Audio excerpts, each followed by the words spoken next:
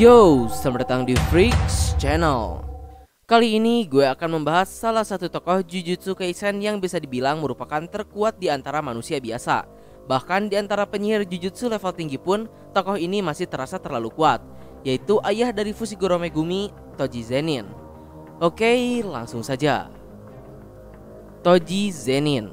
Tidak seperti di video sebelum-sebelumnya, Toji ini bukanlah seorang penyihir Jujutsu ataupun sebuah roh terkutuk yang kuat, melainkan dia hanya manusia biasa tanpa energi kutukan sedikit pun. Tapi jangan salah, Toji merupakan salah satu tokoh paling OP di seri Jujutsu Kaisen ini. Bahkan nama julukannya pun dikenal sebagai sang pembunuh penyihir Jujutsu, karena pekerjaan Toji ini adalah seorang pembunuh bayaran. Prestasi terbesarnya adalah ia sukses membuat sekarat sang penyihir Jujutsu terkuat, Gojo Satoru. Namun sayangnya saat ini sendiri Toji sudah mati dan hanya tampil di arc masa lalu Gojo dan juga pada arc saat ini sebagai mayat hidup. Lalu terlepas dari itu, Toji Zenin juga merupakan ayah dari Fushiguro Megumi. Dan sebenarnya Toji Zenin sendiri telah keluar dari klan Zenin, karena seperti yang kalian tahu, klan Zenin ini tidak menghargai orang-orang yang tak bisa mengendalikan energi kutukan.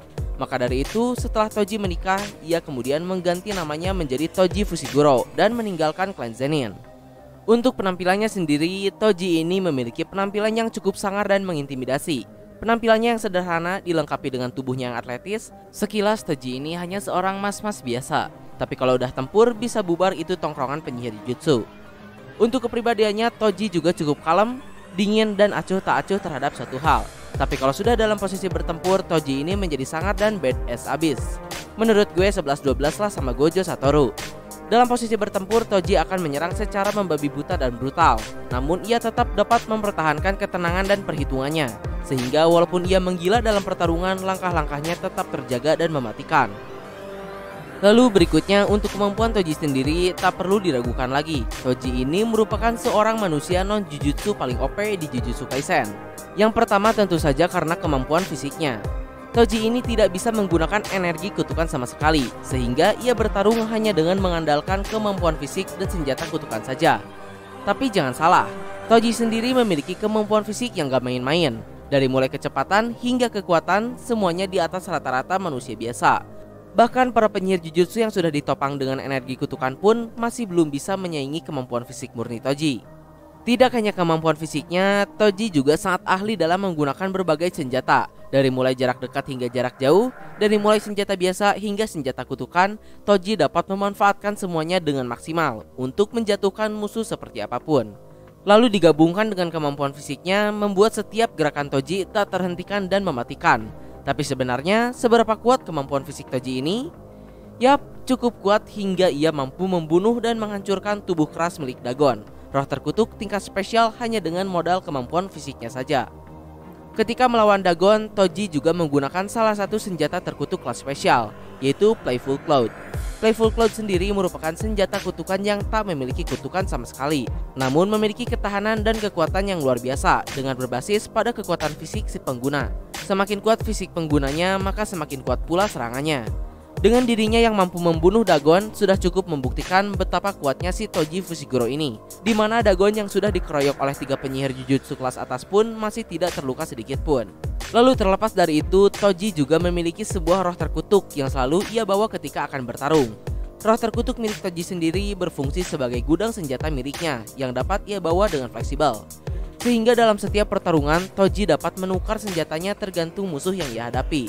Dan terkait dengan itu pula, Toji juga memiliki senjata kutukan kelas spesial yang bernama Tombak Surga Terbalik. Senjata ini sendiri memiliki efek menonaktifkan segala jenis teknik kutukan, merupakan senjata yang sangat mematikan bagi para pengguna Jujutsu. Apalagi di tangan Toji, senjata tersebut menjadi lebih mematikan lagi.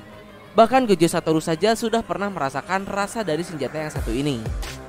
Selanjutnya, selain kuat dalam hal fisik, Toji juga cukup cerdas dan jago taktik. Pada saat dirinya memburu Riko Amanai, dengan taktik cantiknya Toji berhasil membuat penjagaan Gojo Satoru melemah dan sukses mengantarkan mata pedangnya pada tubuh Gojo. Lalu dengan latar belakangnya sebagai anggota keluarga Zenin, Walaupun dia bukanlah pengguna kutukan, namun Toji ini tetap memiliki pengetahuan yang luas tentang macam-macam teknik kutukan, khususnya untuk 3 klan elit penyihir Jujutsu. Dengan informasi-informasi tersebut, Toji dapat melawan musuh-musuhnya dengan cara yang paling efektif. Contohnya pada saat ia melawan Gojo, Toji berhasil mengimplementasikan semua pengetahuannya tentang teknik Infinity milik Gojo, hingga dalam tanda kutip sukses membunuh Gojo Satoru. Bukan hanya modal pengetahuan dari klan Zenin saja, Toji juga merupakan petarung yang lihai dan handal. Ia dapat cepat menganalisis kemampuan musuh yang belum dikenalnya dan langsung menyusun langkah-langkah mematikan untuk memulai serangan balik dengan efektif. Contohnya ketika melawan teknik milik Geto, Toji dengan cepat langsung memahami sistem teknik serangan Geto dan sukses menangkis semua serangannya. Dan yang terakhir, kelemahan sekaligus kekuatan spesialnya yaitu tanpa energi kutukan.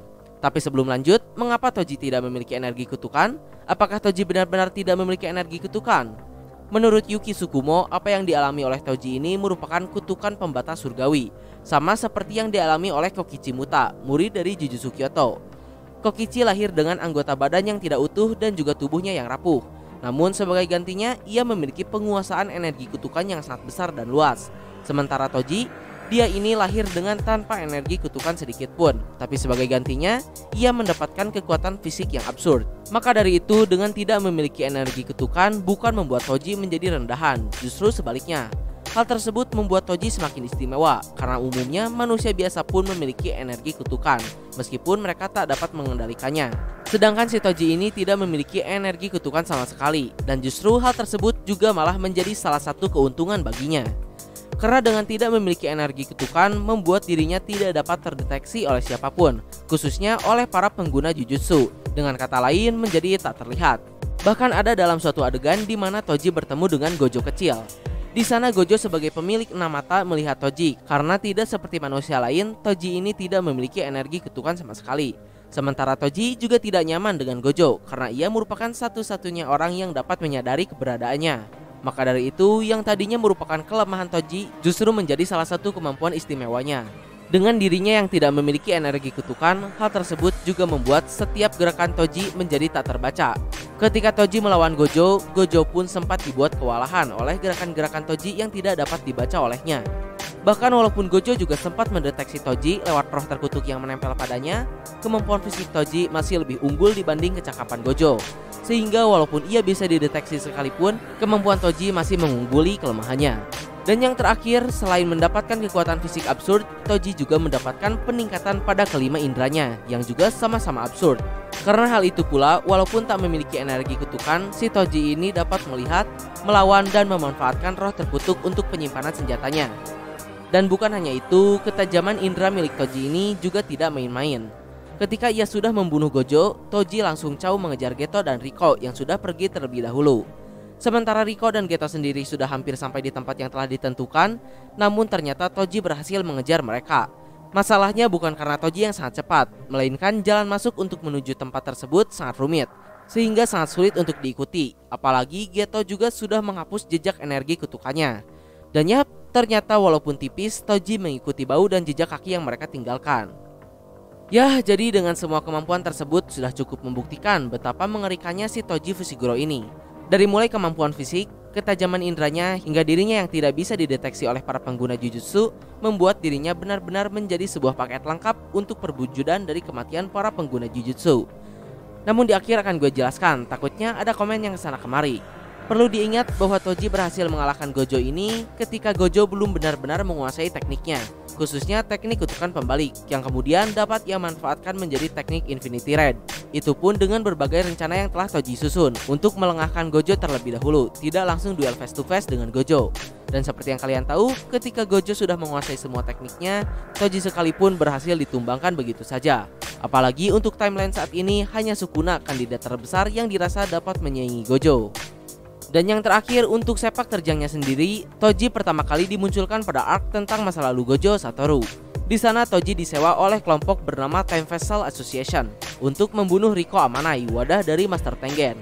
Namun sayangnya Riko Amanai sendiri dijaga oleh dua penyihir Jujutsu terkuat saat itu, yaitu Gojo Satoru dan Suguru Geto.